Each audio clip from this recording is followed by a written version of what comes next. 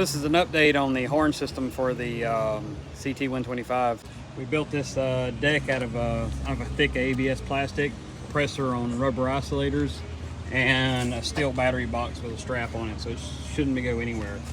This whole system will fit down in this box where we've already got the horns mounted, and we got some quick disconnects to take the box off, so it's coming along kind of nice.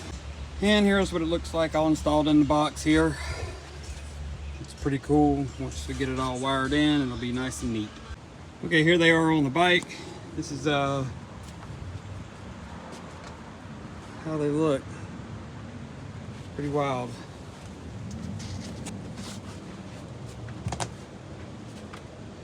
It's gonna be loud.